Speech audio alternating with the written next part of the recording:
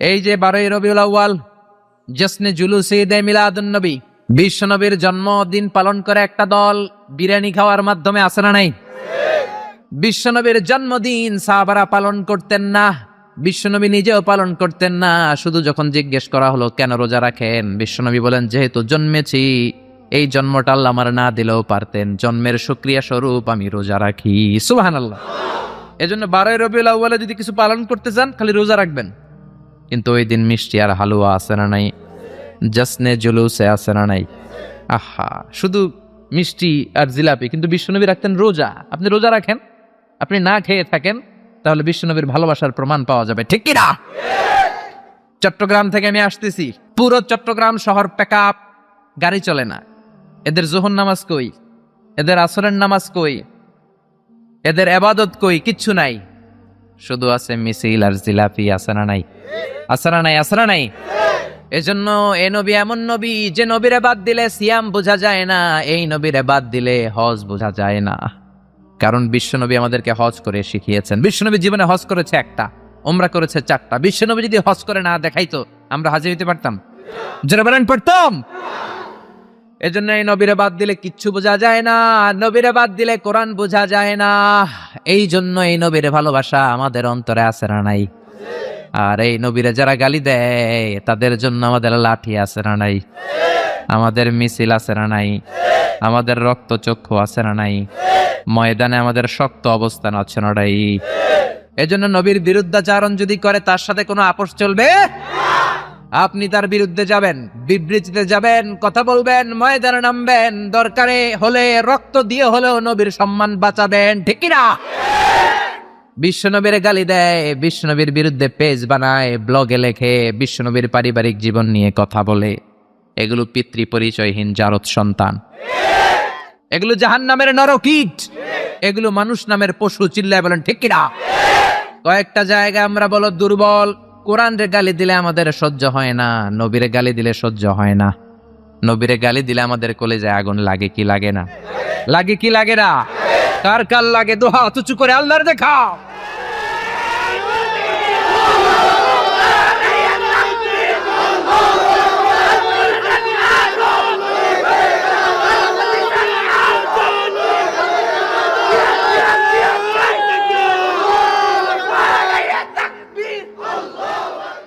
আল্লাহ আমাদের স্লোগানকে কবুল করো। নবীর জন্য যে ভালোবাসা, এই ভালোবাসার কারণে নবীর শাফায়াত আমাদের নসিব করে, পড়ে না আমিন? সূরা ফাতিহার 29 নম্বর আয়াতে আল্লাহ বললেন, মুহাম্মাদুর রাসূলুল্লাহি ওয়াল্লাযীনা মাআহু আশিদ্দাউ আলাল কুফফারি রুহামাউ বাইনাহুম। মুহাম্মাদুন রাসূলুল্লাহ, মুহাম্মদ আল্লাহর রাসূল। এটা কার কথা? বিশ্বনবী যে আল্লাহর রাসূল, এতে কোনো সন্দেহ আছে? সন্দেহ থাকলে কি ঈমান থাকবে? তিনি হলেন আল্লাহর রাসূল। বিশ্বনবী নিজেকে রাসূল বলে পরিচয় দিতেন। বিশ্বনবী বলতেন না আমি বাতিলের আতঙ্ক, বিশ্বনবী বলতেন না আমি সারা বিশ্বে আলোড়ন সৃষ্টিকারী, বিশ্বনবী বলতেন আমি রাসূলুল্লাহ। আমি কি? সুন্দর লাগে না নামটা? রাসূলুল্লাহ। আবার বিশ্বনবী নিজেকে আব্দ বলে পরিচয় দিতেন, মানে গোলাম। বিশ্বনবী গোটা বিশ্বের সবচেয়ে অ্যামেজিং পার্সোনালিটি, অ্যামেজিং ক্যারেক্টারিস্টিক্স। বিশ্বনবীর চাইতে সেরা, বিশ্বনবীর চাইতে মহান মানুষ পৃথিবীতে দ্বিতীয়টা আছে নাকি? তারপরও বিশ্বনবী নিজেকে বলতেন ইন্নী আব্দুল্লাহ, আমি হলাম আল্লাহর গোলাম। গোলাম বলতে পছন্দ করতেন, নিজেকে ছোট করতে পছন্দ করতেন। এজন্য আমরা নামাজে বলি আশহাদু আল্লা ইলাহা ইল্লাল্লাহ ওয়া আশহাদু আন্না মুহাম্মাদান আবদুহু। তিনি আল্লাহর রাসূল, তিনি আল্লাহর গোলাম। বিশ্বনবী দোয়াতে বলতেন আল্লাহুম্মা ইন্নী আবদুক, ও আল্লাহ আমি আপনার গোলাম। নিজের বাতিলের আতঙ্ক বলতেন না, বলতেন গোলাম, আমি গোলাম। আল্লাহুম্মা ইন্নী আবদুক, ও আল্লাহ আমি আপনার গোলাম। ওয়াবনু আবদিক, গোলামের ঘরের গোলাম, মানে আমার বাবা আব্দুল্লাহ আপনার গোলাম। ওয়াবনু আমাতিক, বান্দির ঘরের গোলাম, মানে আমার মা আমেনাও আপনার বান্দি। আমি গোলাম, গোলামের ঘরের গোলাম, আমার 14 গোষ্ঠী আপনার গোলাম। আল্লাহু আকবার। বিশ্বনবী বলতেন আমি গোলাম, আমার বাবা গোলাম, আমার দাদা গোলাম, আমার দাদার দাদাও গোলাম, আমরা গোলাম গোষ্ঠীর। কিন্তু আমরা নিজেদেরকে ছোট করতে চাই না। আমরা কই সব আমার, আমি বাতিলের আতঙ্ক, সব আমার বলি না। কিন্তু বিশ্বনবী বলতেন না, আল্লাহ আমি আপনার গোলাম। আর বলতেন, আল্লাহ আমারে আপনি ছোট বানান, আমার চোখে বড় বানান, মানুষের চোখে। সুবহানাল্লাহ। আল্লাহুম্মা জাআলনি শাকুরা ওয়া জাআলনি সাবুরা ওয়া জাআলনি ফি আইনি সাগীরা ওয়া ফি আয়ুনিন নাসি কাবীরা। ও আল্লাহ, আপনি আমারে শুকরগুজার বানান, ধৈর্য ধারণকারী বানান, আমার চোখে আপনি আমারে ছোট বানান, মানুষের চোখে আপনি আমারে বড় বানান। সুবহানাল্লাহ। বাড়িতে যেয়ে বলেন সুবহানাল্লাহ। আওয়াজ করে বলতে কি কষ্ট হচ্ছে? পড়েন সুবহানাল্লাহ। নিজেকে ছোট করতেন। কেমন নবী তিনি, কেমন রাসূল, শুধু রাসূল নন, রাসূলদেরও রাসূল। আল্লাহু আকবার। মা কানা মুহাম্মাদুন আবা আহাদিম মির রিজালিকুম ওয়ালাকির রাসূলুল্লাহি ওয়া খাতামান নাবিয়্যিন। তিনি শুধু রাসূল নন, খাতামুন নাবিয়্যিন। নবী আসার যে চেইন, যে সিলসিলা, এটাকে আল্লাহ বিশ্বনবীর মাধ্যমে সিলগালা করে দিয়েছেন। আর কোন নবী নাই। জোরে কোন সুবহানাল্লাহ। তিনি শ্রেষ্ঠ নবী, নবীদেরও নবী। তিনি এমন নবী যিনি হ্যাঁ বললে শরীয়তের সবকিছু হালাল হয়ে যায়, তিনি না বললে সব হারাম হয়ে যায়। তিনি আঙ্গুল তুললে পূর্ণিমার চাঁদ 2 ভাগ হয়ে যায়। তিনি জমিন থেকে পা তুললে আল্লাহর আরশে মেরাজে চলে যায়। বিশ্বনবী যদি কয় হ্যাঁ করো করো, করতে পারবা, ওটা হালাল। কারণ কোনটা হালাল কোনটা হারাম এটা আমাদেরকে বিশ্বনবী শিখিয়েছে, ঠিক কি না? বিশ্বনবী যদি বলে না না না এটা করা যাবে না, তাইলে হারাম। হ্যাঁ বললে হালাল, না বললে হারাম, ঠিক কি না? আঙ্গুল তুললে চাঁদ 2 ভাগ হয়, পা যদি জমিন থেকে উপরে উঠায় আল্লাহর আরশে মেরাজে নিয়ে যায় কে? এজন্যই নবীরে ভালোবাসতে হবে জীবনের চাইতেও বেশি। এই নবীকে ভালোবাসতে হবে বিবির চাইতেও বেশি। এই নবীরে ভালোবাসতে হবে দলের চাইতেও বেশি। এই নবীরে ভালোবাসতে হবে নেত্রীর চাইতেও বেশি, ঠিক কিনা? নেতার চেয়েও বেশি, নেত্রীর চেয়েও বেশি, নিজের জানের চেয়েও যদি বিশ্বনবীরে বেশি ভালোবাসা না যায়, মুমিন হওয়া যাবে? এ নবীরে বাদ দিলে কোরআন বোঝা যায় না। যায়? কারণ কোরআন এই নবীর উপরই তো আল্লাহ নাজিল করছে, ঠিক কিনা? এ নবীকে বাদ দিলে হাদিস বোঝা যায় না, কারণ হাদিস তো এই নবীরই কথা। এ নবীরে বাদ দিলে সালাত বোঝা যায় না, কারণ সালাত আমরা শিখেছি নবীর কাছ থেকে। নবী বলেছেন সল্লু কামা রাআইতুমুনি উসাল্লি। আমি নবীরে যেমনি নামাজ পড়তে দেখো তোমরাও তেমনি নামাজে পড়ো। এ নবীকে বাদ দিলে সিয়াম বোঝা যায় না, কারণ সিয়াম এই নবীর কাছ থেকে শিখেছি। নবীকে জিজ্ঞেস করা হলো, নবী সোমবারে কেন আপনি রোজা রাখেন? প্রতি সোমবারে তো কিছু খাইতে দেখি না। বিশ্বনবী বললেন ফিহি উলিদতু, সোমবারে আমি জন্মগ্রহণ করেছি, তাই রোজার মাধ্যমে আমি আমার বার্থডে পালন করি। আর আমগো বার্থডেতে কেক আছে না নাই? হ্যাপি বার্থডে টু ইউ আছে না নাই? দুম্মা চলে দুম আছে না নাই? এজন্য এই নবী এমন নবী যারে বাদ দিলে কোরআন বোঝা যায় না, হাদিস বোঝা যায় না, নামাজ বোঝা যায় না, রোজা বোঝা যায় না। জোরে বলেন ঠিক কি না? আমাদের নবী এমন নবী যেই নবীর আগমন বার্তা দেওয়ার জন্য আল্লাহ আরেকজন নবীকে দুনিয়ায় পাঠিয়েছে। ঈসা আলাইহিস সালামকে আল্লাহ শুধু পাঠাইছে যে তুমি দুনিয়াতে যায় বলো সর্বশ্রেষ্ঠ একজন নবী আসতেছে। জোরে করে আল্লাহু আকবার। বিশ্ব নবীর আগমনের জন্য একজন নবী পাঠান আল্লাহ, এমন নবী যেই নবীর সুসংবাদ দিতে আরেকজন নবী দুনিয়ায় আসে। আল্লাহু আকবার। আমার নবী এমন নবী যিনি তার জীবনে কোন জিনিস বাস্তবায়িত না করে সাহাবীদেরকে ওই কাজ কোনোদিন করতে বলেন নাই। আগে নিজের জীবনে করেছেন, তারপরে অন্যদের বলেছেন। সুবহানাল্লাহ। এক সাহাবী বলল, নবী আমার ছেলে মিষ্টি খায়, বেশি মিষ্টি খায়, এত মিষ্টি কিনে দেওয়ার টাকা আমার নাই, আপনি ছেলের নসিহত করেন। বিশ্বনবী বললেন, বাবু তুমি কি বেশি মিষ্টি খাও?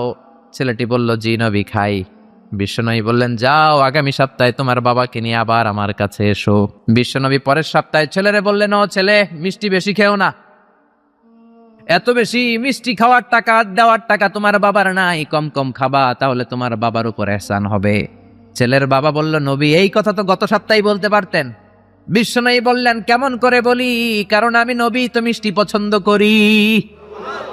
এক সপ্তাহের ব্যবধানে নিজের অভ্যাসটাকে পাল্টালাম, মিষ্টি কম কম খাওয়া শুরু করলাম। আগে নিজে আমল করলাম, তারপরে তোমার ছেলেরে বললাম। সুবহানাল্লাহ। বাড়িতে যে কি রহমতের নবী, কি বরকতের নবী, নিজে কিছু আমল না করে অন্যরে বলতেনই না। সুবহানাল্লাহ। বিশ্বনবী মসজিদে নববীতে প্রবেশ করলেন। এক সাহাবী বলে আদম হলো সফিউল্লাহ, আরেক সাহাবী বলে আমার কাছে অবাক লাগে মুসা হলো কালিমুল্লাহ, মুসার সাথে আল্লাহ সরাসরি কথা বলতেন। আরেক সাহাবী বললেন ইব্রাহিম হলো খলিলুল্লাহ। বিশ্বনবী সবগুলো শুনলেন। বিশ্বনবী এবার মসজিদে নববীতে ঢুকে বললেন, তোমাদের কথা আমি শুনেছি, তোমরা ঠিকই বলেছ। আদম নবী সফিউল্লাহ, মুসা হলো কালিমুল্লাহ, ইব্রাহিম হলো খলিলুল্লাহ, আর জানো নাকি আমি হলাম হাবিবুল্লাহ। খলিল মানে আল্লাহর বন্ধু, হাবিব মানেও বন্ধু, কিন্তু খলিল হচ্ছে এমন বন্ধু যে বন্ধু আল্লাহরে খুশি করার জন্য কাজ করে, আর হাবিব হলো এমন বন্ধু যারা খুশি করার জন্য আল্লাহ নিজেই কাজ করে। রব্বুল আলামিন কিবলা পরিবর্তন করে দিলেন মক্কা থেকে ফিলিস্তিনের দিকে, কিন্তু বিশ্বনবীর অন্তরে বড় জ্বালা।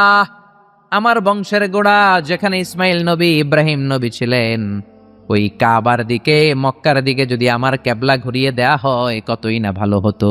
বিশ্বনবী মক্কার দিকে হয়ে নামাজ পড়তে পারেন না, কারণ আল্লাহ কিবলা চেঞ্জ করে বাইতুল মাকদাসে নিয়েছেন। বিশ্বনবী শুধু উপরের দিকে তাকায়, আল্লাহ বললেন কদ নারা তাকাল্লুবা ওয়াজহিকা ফিস সামাই ফালানুওয়াল্লিয়ান্নাকা কিবলাতান তারদাহা ফাওয়াল্লি ওয়াজহাকা শাতরাল মাসজিদিল হারাম। আল্লাহু আকবার। ও নবী, আমি আপনার অন্তরের কষ্ট বুঝি, আমি আপনার বুকের জ্বালা বুঝি। কেন আপনি উপরের দিকে তাকান আমি বুঝি।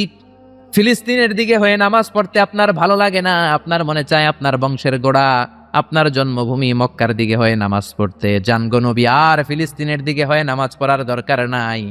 আপনারে খুশি করার জন্য আমি কিবলা পরিবর্তন করলাম, এখন থেকে মক্কার দিকে হয়ে আপনি নামাজ পড়তে থাকেন গো নবী। আপনারে খুশি করাই আমার কাজ। ফিলিস্তিনে কিবলা দিছে, আপনি খুশি হন নাই, যান চেঞ্জ করে আবার মক্কায় দিয়ে দিলাম। আল্লাহু আকবার। এজন্য আল্লাহ বললেন মুহাম্মাদুর রাসূলুল্লাহি ওয়াল্লাযীনা মাআহু আশিদ্দাউ আলাল কুফফারি রুহামাউ বাইনাহুম। মুহাম্মদ হলো আল্লাহর রাসূল। কার কথা? বিশ্বনবী বলেন আমি এমন রাসূল, আমার সব কাজেই বরকত আছে না নাই? বিশ্বনবী সাহাবীদের সাথে বিনোদন করতেন, সাহাবীদের সাথে রসিকতা করতেন, কিন্তু সেটা ছিল সুস্থ বিনোদন। কি বিনোদন? বিনোদন ইসলাম আপনাকে দিয়েছে, entertainment. Islam already has been provided for you the entertainments, but it should be halal and legal entertainment. You couldn't take the illegal entertainment. হারাম এন্টারটেইনমেন্ট বিনোদন নিতে পারবেন না, অসুস্থ বিনোদন আপনি দেখতে পারবেন না। সুস্থ বিনোদন গ্রহণের দরকার আছে না নাই? বিশ্বনবী কত সুন্দর রসিকতা করতেন। এক কালো মহিলা সাহাবী বিশ্বনবীর কাছে এসেছে। বিশ্বনবী বললেন লা ইয়াদখুলান্নাল জান্নাতা সাফরা ওয়ালা সাউদা।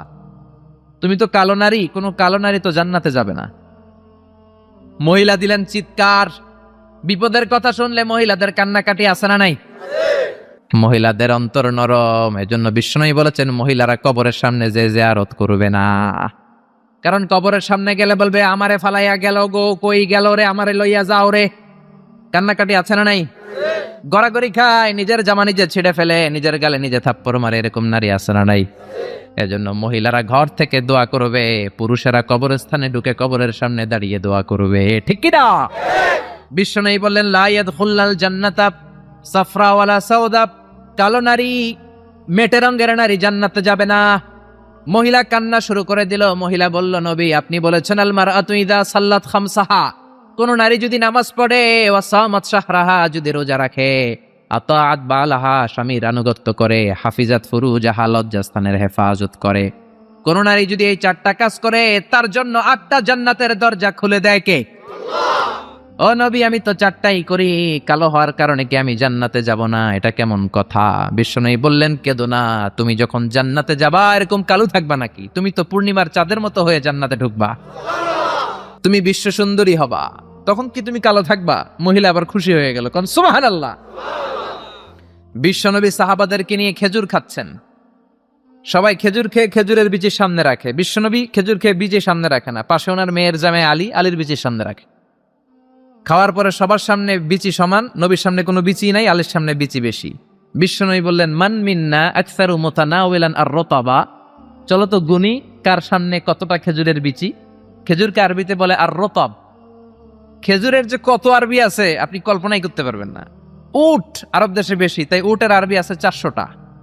খেজুর হয় বেশি। খেজুরের আরবি আছে শখানি, আমরা শুধু ওটার আরবি জানি কি জামাল, বাঈর, নাকা।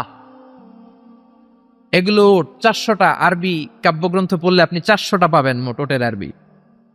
তেমনি খেজুরকে আমরা জানি তামার। সৌদি আরব, মিশরে তামার বললে চিনবেই না, বলতে হবে বালাহ। আতি কিলো বালাহ, 1 কেজি বালাহ দেন। বালাহ মানে খেজুর, তামার মানে খেজুর, রতাব মানে খেজুর। কোরআনে আছে রতাবান জানিয়া। মারিয়াম যখন সৈয়দনা ঈসা আলাইহিস সালামকে প্রসব করলে, তার করলো কে? এই জন্য যে সমস্ত নারীরা পেটের মধ্যে বাচ্চা আছে, সন্তান সম্ভবা, তারা খেজুর খাবেন। বাচ্চারে সুস্থ রাখবে কে? আবার মক্কায় মদিনাতে নতুন বাচ্চা জন্ম নিলে বিশ্বনবী বাচ্চার কাছে যে খেজুর খেয়ে খেজুর মিশ্রিত বিশ্বনবীর মুখের লালা বাচ্চার মুখে লাগিয়ে দিত। আল্লাহু আকবার। বিশ্বনবী সাহাবাদের বললেন, মান মিন্না আকসারু মুতানাওয়ালান আর রতাবা, চলো কে বেশি রতাব খেয়েছে, মানে খেজুর খেয়েছে, গুনতে শুরু করা হলো। সবচেয়ে বেশি দেখা গেল সাইয়েদনা আলীর সামনে। বিশ্বনবী বললেন, দেখো আল্লাহ কি খাদক জামাই আমাকে দিয়েছে, এমন খাইতে পারে, সবার সামনে বিচি কম, আলীর সামনে বিচি ডবল। এখন আলী কি বলবে? আলী বলে, আমার শ্বশুরও কম খাইতে পারে না, দেখো সবার সামনে বিচি আছে, আর আমার শ্বশুর বিশ্বনবীর সামনে কোনো বিচিই নাই, তার মানে খেজুর খাওয়ার সময় উনি বিচি সহ মেরে দিছে। তাহলে বিশ্বনবীর বিনোদন সুস্থ বিনোদন, চিল্লায় বলেন ঠিক কিনা? আবার বিশ্বনবী বলতেন, উতিতু খামসান লাম ইয়াতাহুন্না নাবিয়্যুন ক্বাবলি, এমন 5টা জিনিস রব্বুল আলামিন আমাকে দিয়েছে, আমার আগে কোন নবীকে আল্লাহ এই 5টা জিনিস দেয় নাই। সুবহানাল্লাহ। 1 নম্বরে নুসিরতু বির-রু'বি মাসিরাতা শাহর, ভয় দিয়ে আল্লাহ আমারে সাহায্য করেছে। আমার ডানে বায়ে সামনে পেছনে 1 মাসের রাস্তার মধ্যে যদি কোনো কাফিরের আন্ডা বাচ্চা থাকে, আমার ভয়ে তাদের অন্তরে ধুকধুকানি বাড়ায় দেয় কে? নবী যেখানে অবস্থান করতেন তার ডানে বায়ে সামনে পেছনে 1 মাসের এরিয়ার মধ্যে যদি কোনো কাফির থাকতো, মুশরিক থাকতো, বিশ্বনবীর ভয়ে ঘুমের মধ্যে লাফ দিয়ে উঠতো। আল্লাহু আকবার। 2 নম্বরে বিশ্বনবী বললেন, জুইলাত লিয়াল আরদু কুল্লুহা মাসজিদান ওয়া তাহুরা, আমার জন্য আল্লাহ গোটা বিশ্বটাকে মসজিদ বানিয়ে দিয়েছে। গোটা বিশ্বটা মসজিদ। মসজিদ মানে মাকানুস সুজুদ, সিজদার জায়গা। যেখানেই সিজদা দেন কবুল করবে কে? নূহ আলাইহিস সালামের জামানায় যেই কোনো জায়গায় নামাজ পড়লে কবুল হতো না, মসজিদে যেয়ে পড়া লাগতো। মুসা নবীর উম্মত মসজিদ ছাড়া নামাজ পড়লে কবুল হতো না, সিনাগগে যেয়ে পড়া লাগতো। ঈসা নবীর জামানায় ইবাদতখানায় যে পড়া লাগতো, কিন্তু আমরা যেইখানেই নামাজ পড়ি কবুল করে কে? আজকের এই প্যান্ডেলে যদি নামাজ পড়ি কবুল হবে কি হবে না? বাইতুল মুকাররমে হবে কি হবে না? শোলাকিয়ার ময়দানে কবুল হবে কি হবে না? বাজারে পড়লে হবে কি হবে না? নদীর উপরে নৌকায় পড়লে, প্লেনের ভেতরে বাতাসে পড়লে, মহাকাশে যে স্যাটেলাইট চ্যানেলের মধ্যেও যদি পড়ি সেখানেও কবুল করে নিবে কে? জমিনের যেই জায়গায় নামাজ পড়ো কবুল করে নেওয়া হবে। আবার বললেন পুরো জমিনটারে আল্লাহ আমার জন্য তহুর বানায় দিলেন। ফাইন লাম তাজিদু মাআন ফাতায়াম্মামু সাঈদান তাইয়্যিবা, নামাজের সময় যদি তোমরা ওজুর জন্য পানি না পাও, তায়াম্মুম করলেও কবুল করবে কে? এই সব জায়গায় নামাজের অনুমতি আর তায়াম্মুম, এটা কোন নবীর ছিল না, এটা স্পেশালি আল্লাহ বিশ্ব নবীকে দিয়েছেন। সুবহানাল্লাহ। মা আয়েশাকে নিয়ে বিশ্বনবী বানুল মুস্তালাকের যুদ্ধ থেকে রওনা হলেন। প্রতিমধ্যে মা আয়েশার গলার স্বর্ণের হার চুরি হয়েছে কিংবা হারিয়ে গিয়েছে। মা আয়েশা কান্নাকাটি করলেন, আমার হার, আমার হার। মেয়েদের স্বর্ণ হারাইলে খবর আছে না নাই? গোটা দুনিয়া ভাঙ্গা গেল, কিছু বলবে না। যদি স্বর্ণ একটা হারায়, বাড়ি তামা তামা করে ফেলবে, ঠিক কিনা? কয় ঠিক, মানে অভিজ্ঞতা আছে অনেক। নারীরা স্বর্ণ পছন্দ করে, তো মা আয়েশা তো নারী, উনি বললেন নবী আমার স্বর্ণ হারিয়েছে। বিশ্বনবী বললেন কাফেলা থামাও, গলার হার খোঁজো। সবাই মিলে গলার হার খুঁজতে খুঁজতে মাগরিবের নামাজের সময় প্রায় শেষ হয়ে যায়। এবার সবাই মিলে আবু বকর রে বকে, তোমার মাইয়ার কারণে আজকে এই দশা। তোমার মেয়ে যদি গলার হারটা না হারাইতো তাহলে তো আমরা যেখানে পানি আছে ওইখানে পৌঁছে যেতাম, ওখানে নেমে অজু করে নামাজ পড়তাম। তোমার মেয়ের কারণে আজকে এই দশা, এখন সবার নামাজ কাজা, নবীর নামাজও কাজা। আল্লাহ বললেন খবরদার, এই মেয়েটারে গালি দিবি না, এই মেয়েকে গালি দেয়া যাবে না আয়েশার সম্মানে। আজকে আমি তায়াম্মুমের বিধান নাজিল করে দিলাম। فَإِن لَّمْ تَجِدُوا مَاءً فَتَيَمَّمُوا صَعِيدًا طَيِّبًا, কোথাও যদি ওজুর জন্য পানি না পাও, মাটি দিয়ে তায়াম্মুম করো, কবুল করে নিবে কে? মা আয়েশা বলতেন, আমাকে আল্লাহ এমন 5টা জিনিস দিয়েছেন বিশ্বনবীর কোনো বউকে আল্লাহ দেন নাই। 1 নম্বরে আমি বিশ্বনবীর একমাত্র কুমারী বউ, বাকি বউগুলা ছিল বিধবা, এর আগে কয়েকটা করে বিয়ে হয়েছে, শুধু আমারই বিয়ে হয় নাই। সুবহানাল্লাহ। 2 নম্বরে আমি যখন শীতের রাতে নবীর সাথে এক লেপের নিচে ঘুমাতাম, তখনও জিব্রাইল কোরআন নিয়ে নাজিল হয়ে যেত। অন্য বিবিদের সাথে যখন কোনো ঘরে এক খাটের মধ্যে শুয়ে থাকতো, তখন কোনোদিন কোরআন নাজিল হয় নাই। শুধু মা আয়েশার সাথে যখন থাকতো তখন কোরআন নাজিল হতো। কোন সুবহানাল্লাহ। আবার মা আয়েশা বলতেন, আমার ঘরে বিশ্বনবীর কবর। আবার বিশ্বনবী যখন তার শেষ নিঃশ্বাসটা ত্যাগ করেছেন, বিশ্বনবীর মাথাটা ছিল আমার কোলের উপরে। আবার বিশ্বনবী বলতেন, ও দুনিয়ার মানুষেরা শোনো শোনো, ওযুর পানি না থাকলে যে তায়াম্মুম করে নামাজ পড়ো, এটাও তোমরা আমার কারণে পেয়েছো। আল্লাহু আকবার। এজন্য বিশ্বনবী বলতেন, জুইলাতলি আল আরদু কুল্লুহা মাসজিদান ওয়া তাহুরা, আমার জন্য গোটা বিশ্বটাকে নামাজের জায়গা আর ওযুর না থাকলে তায়াম্মুমের জায়গা বানিয়ে দিয়েছে কে? এরপরে বিশ্বনবী বলতেন, উতিতু আশ-শাফাআহ, আমাকে শাফায়াতের মালিক করেছে কে? কিয়ামতের দিন সব নবীরা যখন বলবে ইয়া নাফসি ইয়া নাফসি, বিশ্বনবী বলবেন, রব্বি হাবলি উম্মতি, ও আল্লাহ তুমি আমার উম্মতকে বাঁচাও, আমার উম্মতকে বাঁচাও। সুবহানাল্লাহ।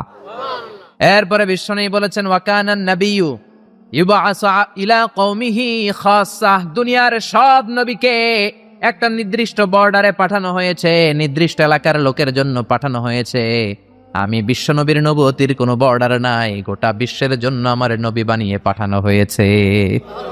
এই জন্য আমি বিশ্বনবী। চিল্লায় কোন আল্লাহু আকবার।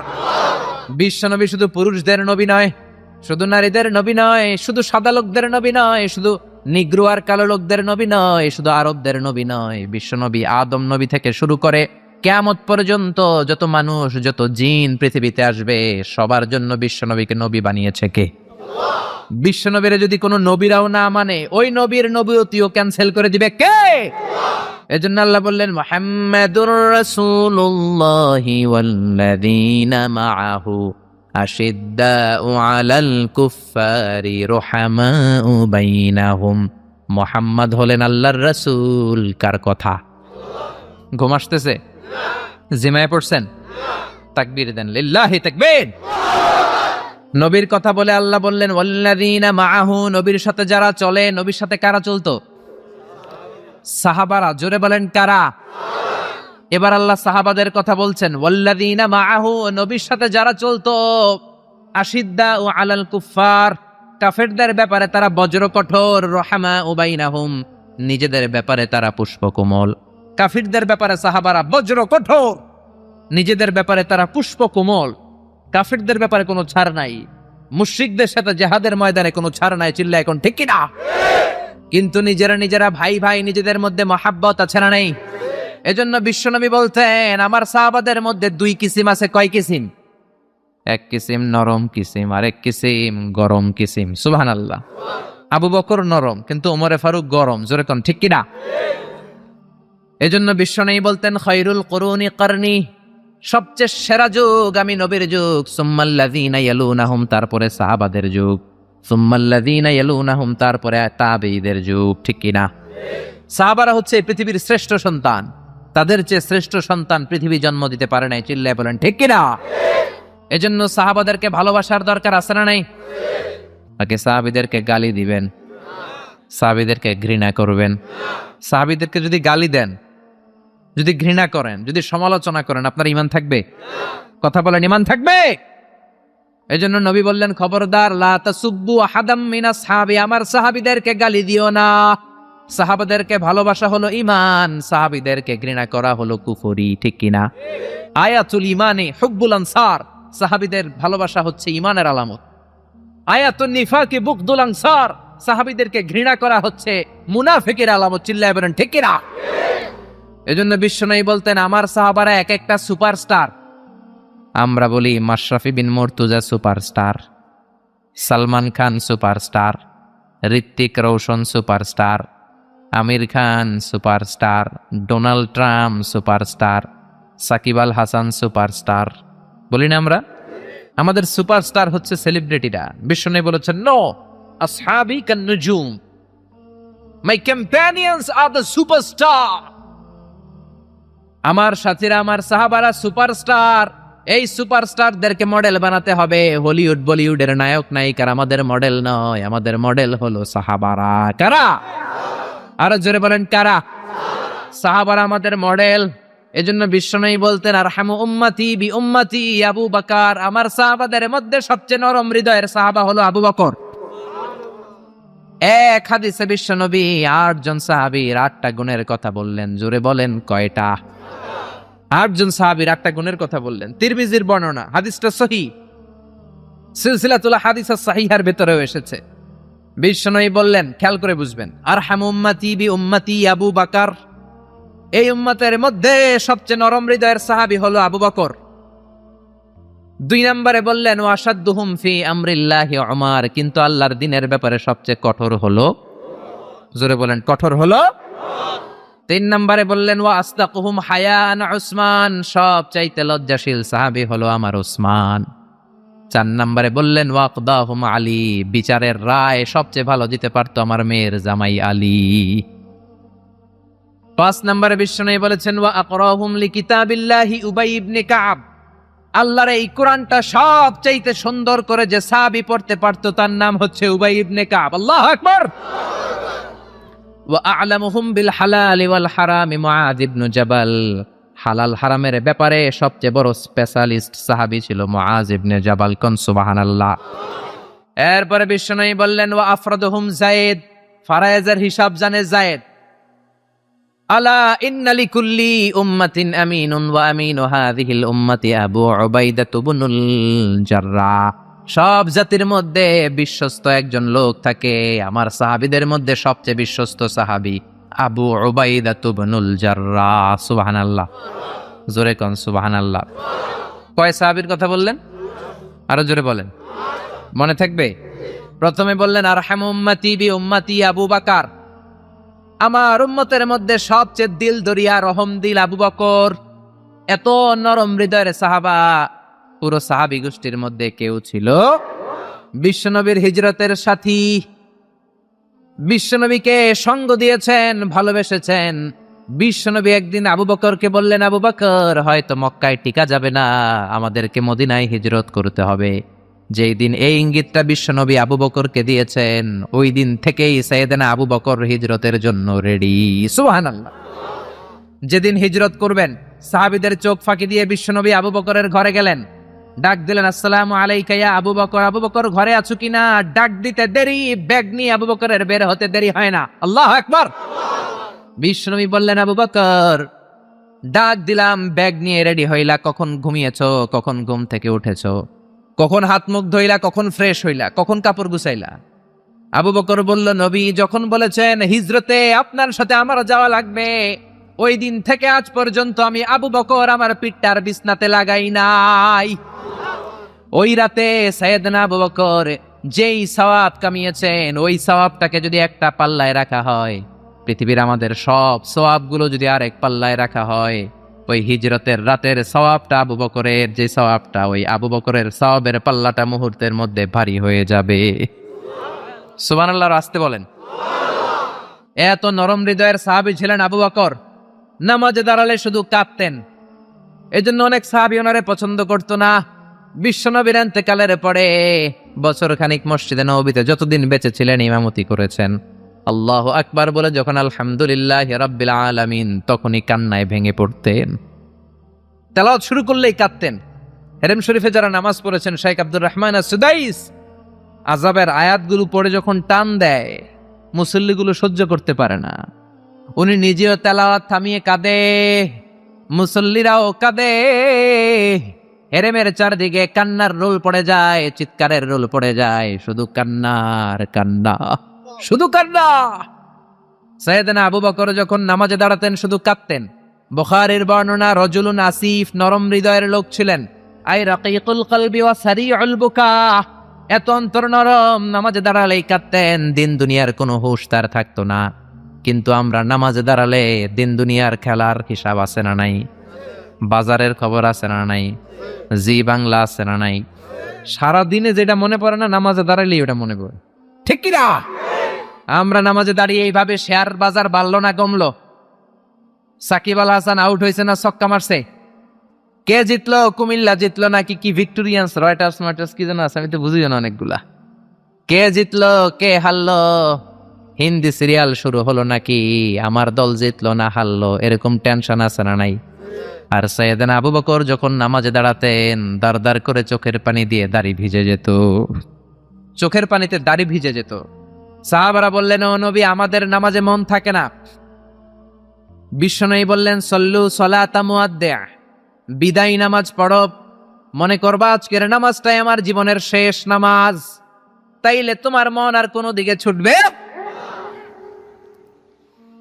আজকে এখন বাজে 11টা, যদি বলা হয় রাত 2টার দিকে আপনার মরণ, খুশ থাকবে? সবাই মাহফিল থিয়া দিবেন দৌড়, আমার মরণ 2টার দিকে। আহা, 2টার দিকে মরণ,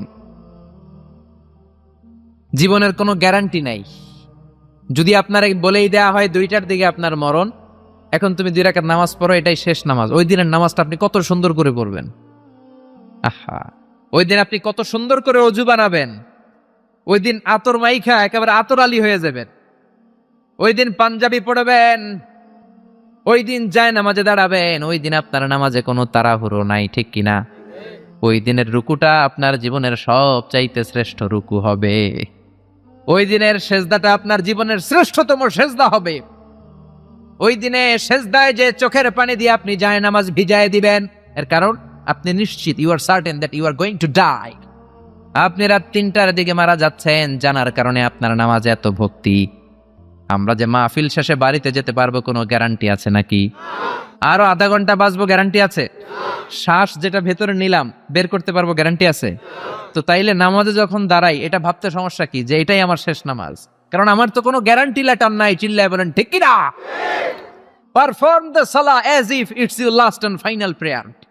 এমন ভাবে নামাজে দাঁড়াবেন যেন এটাই আপনার লাস্ট এন্ড ফাইনাল প্রেয়ার, এটাই আপনার শেষ নামাজ। এরপরে আর নামাজের সুযোগ হয়তো আমি নাও পেতে পারি, জোরে কোন ঠিক কিনা? এই কথা যখন সাহাবারা শুনলেন আর নামাজে নড়েও না চড়েও না। মরুভূমির মাঝখানে যখন সাহাবারা দাঁড়াতেন, আকাশের পাখিগুলো খেজুর গাছ মনে করে সাহাবাদের মাথায় এসে বসে যেত। সুবহানাল্লাহ, বাড়িতে যে পাখিগুলো মনে করতো এগুলো মরুভূমির মাঝখানের খেজুর গাছ, মাথায় এসে বসে যেত। আর আমরা নামাজের মধ্যে দাঁড়ালে আমাদের কোনো খেয়াল থাকে না, আমাদের এদিকে সামনে ডানে বায়ে নজর যায়, ঘড়ির দিকে তাকায়, অনেকে আছে না নাই? নামাজে পর আবার এমনি তাকায়। হাদিসে এসেছে আপনার নজর যখন একবার নামাজ ছাড়া অন্যদিকে দেন, আল্লাহ বলে আকবিল, বান্দা ফিরে আয়। আবার যখন ডানে নজর দেন, আল্লাহ বলে ফিরে আয়। আবার যখন ইমাম সাহেবের দিকে এমনি তাকান, আল্লাহ কয় ফিরে আয়। 3বার নজর দেওয়ার পরে আবার যখন ডানে বায়ে নজর দেন, আল্লাহ বলে লা হাজাতা লি ইলা সলাতিক, তোর এই নামাজের কোনো দরকার আমি আল্লাহর নাই, এই নামাজের কোনো দরকার নাই। এজন্য সালাত পড়তে হবে আর অন্তরে ভয় থাকতে হবে কার?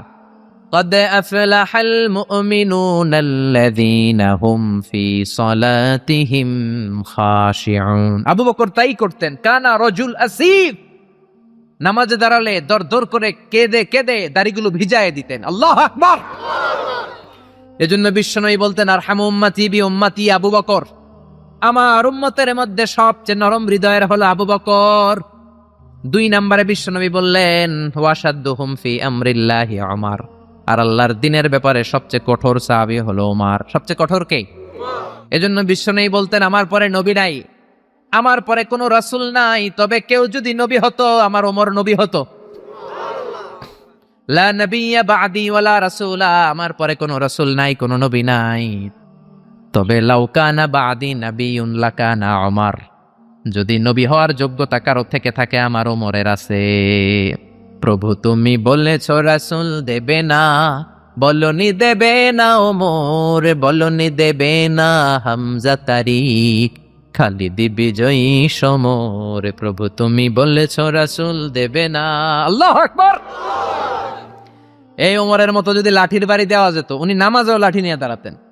আমাদের ইমাম সাহেবরা কেবলামুখী, আর পিছন থেকে একামত দেয়, আল্লাহু আকবার, আল্লাহু আকবার, আশহাদু আল্লা ইলাহা ইল্লাল্লাহ, আশহাদু আন্না মুহাম্মাদার রাসূলুল্লাহ, হাইয়া আলাস সালাতি হাইয়া আলাল ফালাহ, ক্বাদ কামাতিস সালাতু ক্বাদ কামাতিস সালাহ, আল্লাহু আকবার, আল্লাহু আকবার, লা ইলাহা ইল্লাল্লাহ, আল্লাহু আকবার।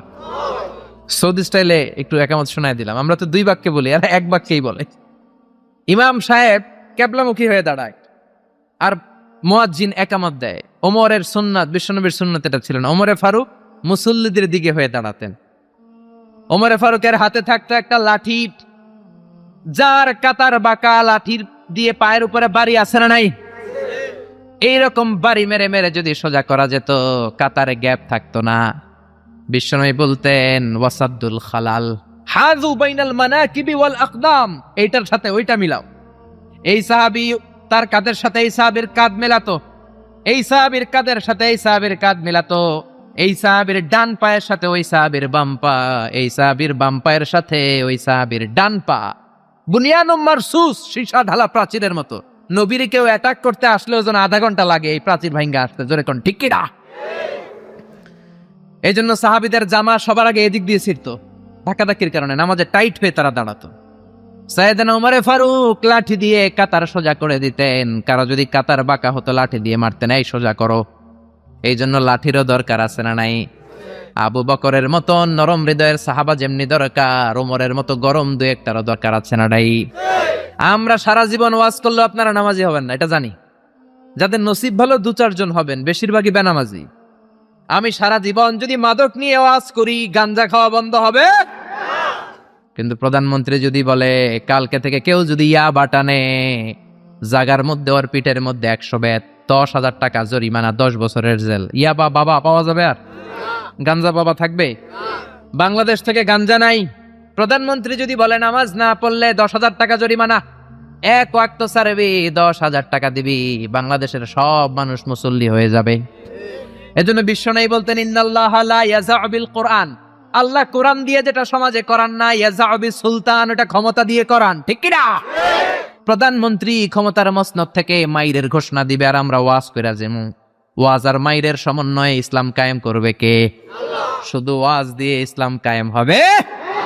ওমরে ফারুক তাই করতেন, লাঠি দিতেন, লাঠি দিয়ে সোজা করে দিতেন। এজন্য শয়তানও ওনারে ভয় পেত। বিশ্বনবী বলেন ওয়াল্লাযী নাফসি বিয়াদি, যে আল্লাহর হাতে আমার আত্মা, ওমর ওই আল্লাহর কসম করে বলি, মা সালাকা আশ-শাইতানু সালিকান ফাজ্জান ইল্লা সালাকা ফাজ্জান গায়রা ফাজ্জিক।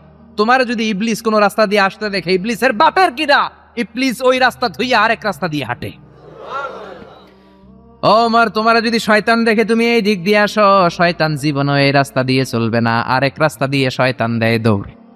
ও মিয়া, যেই লোকরে শয়তান ডরায় ওই লোকের ইমানটা কেমন ছিল জোরে বলেন আল্লাহু আকবার। মুনাফিকের বাচ্চারা ভয় পেত ওমরে ফারুককে, জমের ভয়। এমনকি বিশ্বনবীর বিবিরাও ভয় পেত। বিশ্বনবীর বিবিরা মাঝে মাঝে নবীরে ধরতো, ও নবী আমার এইটা লাগবে ওইটা লাগবে। বিশ্বনবী বললেন লাগবে, বললে তালাক দিয়ে দিব, যাও তালাক দিয়ে দেব। ধনী সাহাবীর কাছে যে বিয়ে বসো, আমি নবীর কাছে থাকলে এইভাবেই থাকতে হবে। কিন্তু বিবিরাও ছাড়ার পাত্র না। সব বিবিরা একবার বিশ্বনবীরে ধরলেন, ধরে বলে, ও নবী, আয়েশার বাড়িতে যেদিন থাকেন ওই দিন সাহাবীরা বেশি বেশি হাদিয়া পাঠায় কেন? আমাদের ঘরে যেই দিন থাকেন হাদিয়া পাঠায় না কেন? আচ্ছা, ইমাম সাহেবের বাড়িতে কে হাদিয়া পাঠাবে, কি গিফট দিবে তার, এটা কি উনার বিষয়? যিনি দিবে এটা উনার বিষয়, ঠিক কিনা? বিবিরা বললেন আমাদের ঘরেও যেন হাদিয়া পাঠায়, আপনি মসজিদে এলান দিয়ে দিয়েন। বিশ্বনবী কয় আমি পারুন না, বিবিরা কয় পারতেই হবে। বিশ্বনবী বললেন না না, আমি এই কথা মসজিদে বলতে পারবো না। বিবিরা বললেন আপনি বলতেই হবে। ইন দা মিন টাইম দরজার বাইরে থেকে কে যেন সালাম দিল, আসসালামু আলাইকুম ওয়া রাহমাতুল্লাহ। বিশ্বনবী বললেন ওয়া আলাইকুম আসসালাম। বিশ্বনবী বুঝলেন সালামটার কারণ না, এটা ওমরের সালাম। বিশ্বনবী সালামের উত্তর দিয়া বিবিদের দিকে তাকায় দেখে একটা বিবিও নাই, সব অন্দর মহলে দৌড়। সুবহানাল্লাহ কইবেন না? এই ভয়টা কিন্তু আবার ডাকাইত দেখলে যেই ভয় ওইটা না, এটাকে আরবিতে বলে হাইবাত। হাইবাত আমা, ওমরের হাইবাত এমন ছিল, শয়তান ভয় পেত, মুনাফিকরা জমের মতো ভয় পেত। আমাদের মা উম্মুল মুমিনিন বিশ্বনবীর বিবিরা ওমরের কে ভয় পেত। সুবহানাল্লাহ। আমরা বাচ্চারা যদি না খায়, খেতে চায় না, আমার এক মেয়ে ছোট্ট খেতে চায় না, গল্প বলে খাওয়াই, আমি এদিক দিয়ে খাওয়াইলে ওদিকে দৌড়, এদিক দিয়ে ধরলে ওদিকে দৌড়। আপনাদের ছেলে মেয়েদের একই অবস্থা, বাচ্চারা খেতে চায় না, ঘুমাতে চায় না। তখন আমরা বলি ঘুমাও না হলে বাঘ আসবে, বাঘ। বাচ্চারা তখন ভয়ে ঘুমায়। ওমরে ফারুক যখন মদিনার গভর্নর, মদিনার প্রেসিডেন্ট, মদিনার মায়েরা বিড়াল আর বাঘের ভয়ে দেখাতো না। বাচ্চারা যখন মদিনাতে খেতে চাইতো না, ঘুমাতে চাইতো না, মদিনার মায়েরা বলতো তাড়াতাড়ি ঘুমা, ওই যে ওমর আসতেছে, ওমর। চিৎকার করে পড়েন আল্লাহু আকবার। সবার জন্য সমান নীতি, 10 বছরে গোটা বিশ্বের অর্ধেক ক্যাপচার। ওইরকম ওমরের দরকার আছে না নাই? ওই ওমরের লাঠির বাড়ি যদি থাকতো, দেশটারে মদিনা বানায় দিত কে? চোরদের হাত যদি কাটা যেত, দেশটারে সুন্দর করত কে? একটা জিনাখোরের ফাঁসি যদি বাইতুল মুকাররমের স্কয়ারের মধ্যে দিয়ে দেয়া হতো, এরপরে আর জিনা হতো? একটার ফাঁসি হয়ে গেলে আর তনুর মতো কোন নারীকে ধর্ষিতা হওয়া লাগতো না। খাদিজার মতো কোন মেয়েকে কেউ কোবানোর সাহস পেত না। জোরে বলেন ঠিক কিনা? একটা চোরের হাত জুমার নামাজের পরে বাইতুল মুকাররমের স্কয়ারের সামনে যদি কেটে দেয়া হয়, আর কোন চোর পাওয়া যাবে নাকি? জোরে বলেন। তবে আমচোর, জামচোর, কলাচোর ওই চোর না, যেই চোরগুলো বড় বড় জিনিস চুরি করে, ব্যাংক চুরি করে, দেশের টাকা চুরি করে, এক কলমের খোঁচায় 1000 কোটি টাকা চুরি করে, ওই চোরদের হাত কাটতে হবে। শেয়ার বাজার খায়া ফেলায়, হলমার্ক খায়া ফেলায়, দেশের টাকা খায়া ফেলায়, সুইজারল্যান্ডে সব টাকা পাঠায়, এরকম বড় বড় চোর আছে না নাই? ইসলামী বিচার যদি শুরু হয়, আগে বড় চোরদের বিচার দিয়ে শুরু হবে। চিল্লায় বলেন ঠিক কিনা? এই জন্য বিশ্বনবী বলতেন, আসাদ্দুহুম ফি আমরিল্লাহি ওমর। আল্লাহর বিধান বাস্তবায়নে সবচেয়ে কঠোর ছিল ওমর। এক নারী এসে বলল, ওমরে ফারুক, আমার স্বামী আমারে তালাক দিয়েছে 100টা। কয়টা? শুনতেছেন? একটু জিমাই গেলেন মনে হয়। আমার স্বামী আমাকে 100 তালাক দিয়েছে। কয় তালাক? আসলে দিতে হবে কয় তালাক? তাও একটা একটা করে, ঠিক কিনা? ওমরে ফারুক ডেকে আনলেন, স্বামীরাও আনলেন, বউরে আনলেন। ও স্বামী, কয় তালাক দিছো? কয় 100টা দিছি। ওমরে ফারুক বললেন, তালাক হচ্ছে মিন শাআইরিল্লাহ, এটা আল্লাহর নিদর্শন। আল্লাহর নিদর্শন নিয়ে ফাইজলামি করার অনুমতি তোরে দিছে কে? 3 তালাকে তোর বউ তালাক, বাকি 97 তালাক তোর পিঠের উপরে পড়বে। সুবহানাল্লাহ। বাড়িতে যে বউরে 100 তালাক দিছে এক ডাকায়। ওমরে ফারুক বললেন, 3 তালাকে তোর বউ তালাক, বাকি 97 তালাক তোর পিঠে। এজন্য লাঠির দরকার আছে না নাই? ওমরে ফারুক জোহরের নামাজের ইমামতি করলেন। নামাজের পরে দেখলেন একদল লোক গোল হয়ে বসে জিকির করে। আসরের পরেও দেখলেন গোল হয়ে জিকির করে। মাগরিবের পরে দেখলেন সব লোক কাজে চলে যায়, ওই একদল লোক জিকির করে। ওমরে ফারুক বললেন, মান আনতুম, তোমরা কারা? কয়, নাহনু আল মুতাওয়াক্কিলুনা আলাল্লাহ, আমরা আল্লাহর উপর তাওয়াক্কুলকারী। তো কাজবাজ নাই, খালি জিকির করো। খাও দাও কিভাবে? কয়, আমাদের জিকির দেখা লোকজন খানা দিয়া যায়। ওমরে ফারুক বললেন, তাহলে তো তোমরা মুতাওয়াক্কিলুনা আলাল্লাহ নও, তোমরা হচ্ছে আল মুতাওয়াক্কিলুন বা'দুকুম আলা বা'দ, একে অপরের উপর তাওয়াক্কুলকারী। যারা তোমাদের জন্য রুটি নিয়ে আসছে এদের উপর তাওয়াক্কুলকারী। কে বলেছে নামাজের পরে বসতে? ফাইদা কুদিয়াস সালাতু ফান্তাশিরু ফিল আরদ ওয়াবতাগু মিন ফাদলিল্লাহ। নামাজ শেষ তো বের হয়ে যাও। ছাত্র যাবে স্কুলে, জনপ্রতিনিধি যাবে, মেম্বার অফ দ্য পার্লামেন্ট যাবে পার্লামেন্টে, শিক্ষক যাবে কলেজে, যারা ব্যবসায়ী তারা যাবে বাজারে। তোমরা কোনো কাজ করো না, বসে থাকো কেন? খবরদার, আজকের নামাজের পরে যদি কোনো নামাজের পরে যদি গোল হয়ে বসে থাকতে দেখি, পিটাইয়া মসজিদে নববী থেকে বের করে দেব। কাজ করতে যা, এলাকায় যে কাজ কর, বিবি বাচ্চার খবর নে। চিল্লা এখন ঠিক কিনা?